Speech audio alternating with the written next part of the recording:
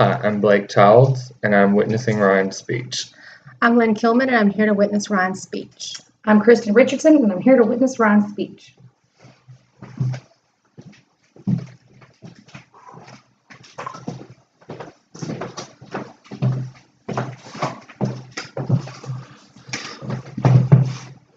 Did you know that 68,151 wildfires were reported in the U.S. in 2015, burning approximately 10.12 million acres?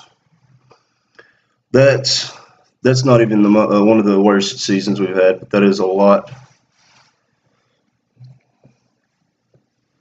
I'm here to inform you on how to become a firefighter, some of the tools of the trade, and what I've learned through being a firefighter in my 5 years of firefighting. Starting with fire school, it takes approximately 468 hours of basic fire training and about 11 weekends of hands-on training, meaning they'll set up fires in controlled buildings where they can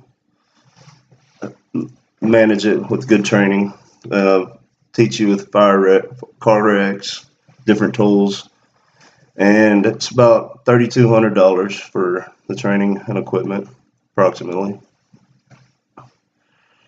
In structural firefighting, your general tools are, well, just your fire engine holds about 250 to 1,000 gallons of water. Pumps approximately 1,500 gallons a minute. They, of course, wouldn't do that much water unless they're hooked into a hydrant and just have unsupplyable amount of water. Most engines, they carry equipment. Rescue engine carries extrication tools, which are for getting people out of car wrecks, and breathing apparatus, their SPCA, and first aid supplies, medical supplies, oxygen.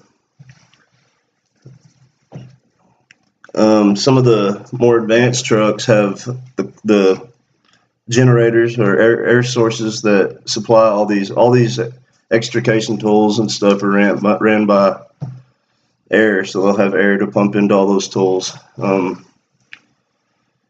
Of drills, saws, chisels, there's a number of things you can use that can be used for any everyday firefighting. You never know what's going to happen.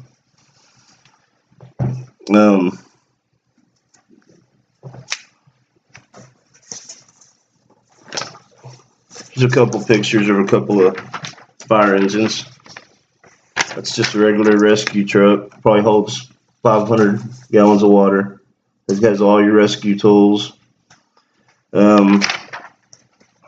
This is a wildfire engine that I'm a little more familiar with because I worked wildfires. This one holds 250 gallons of water. Has a small pump probably 250 gallons a minute, and it has all the tools that I'll explain to you further in my speech. I'm going to inform you about my firefighting and where I started. I started off at structural school in DeSoto. Took me approximately 4 months, and as soon as I got out of that, I went into Wildfire Academy, and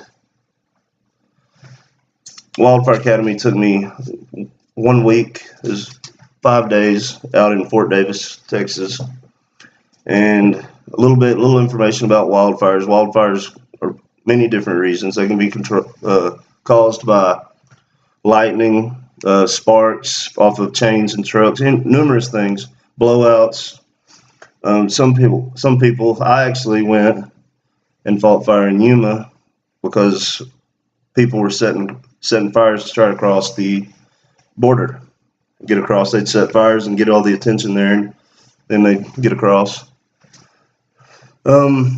And then they've got prescribed fires. There's a difference between prescribed fire and well, some people may know it as controlled fire, but I was always told a controlled fire is in a trash can with the lid on it. Prescribed fires actually require having a prescription read up for it.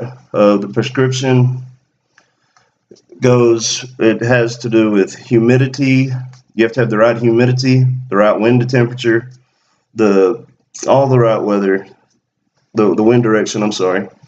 And it takes months of prepping for this fire using certain tools. It could, depending on where you are, what you have, dozers, chainsaws, hand tools that I'll explain to you in a little bit. You'll build fire lines where the fire can't, where men can safely get in there and make sure it doesn't get across the line. And you'll weed eat the grass down as low as you can. You just make it safe to fight fire from this situation, from this area. Sometimes you might have a road, and that would be your fire break. That's done either to help. Some people do it for fertilizing. Some state parks and national parks, they do it to mitigate fire, keep fires from happening before they ever start. I read about fire, the Great London Fire, and it was in 1666, but it went through a whole city, not killing many people, but in the end, they caught these rats on fire, and these rats, and then in the end, essentially the town became more clean and disease-free because of killing off the rats. Well, I bring up the rats because I used to have to deal with rats in a different way. They would run across our fire lines and start other fires. So we'd chase little rats, putting out their little spot fires that they make. And well, my first fire was actually a prescribed fire that I think it started we're supposed to burn 500 acres for fertilizing. And we ended up burning 1,000 acres and way more than we should, but it was all okay because it didn't go in no houses, and that was because of rats and just some little wildlife running across. The tools we use, we call it a piss pump. It's a bag you pump, and it just carries a little bit of water. You wear it on your back. You just put out little spot fires with it. It's normally used for mop up after the fire. You go hit hot spots. There's a Pulaski. It's double-sided. It's got like a hoe head for grubbing and then an axe for knocking down little stuff.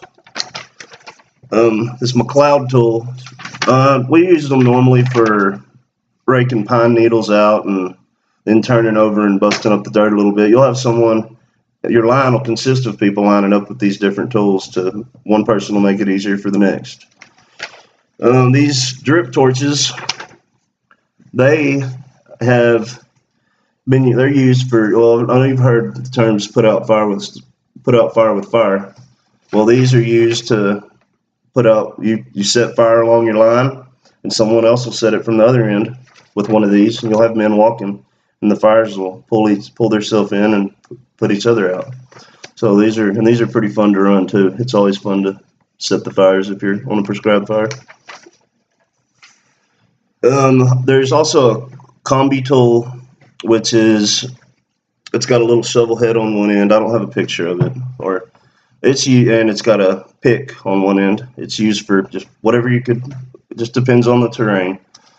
And I've used chainsaws. Chainsaws are normally used in prep, but on bigger fires in forest, probably out west in California, they are used flames will get up in the tops of trees, and you have to cut them down and lay them down into where the fire is burning. And you always want to keep these tools sharp with your chain with a rat tail file, and your other hand tools with a bastard file. You just keep them. It makes your work so much easier. And in conclusion, this is some of the things that you need to know for about firefighting and some of the tools I use every day. And that's it. Way over.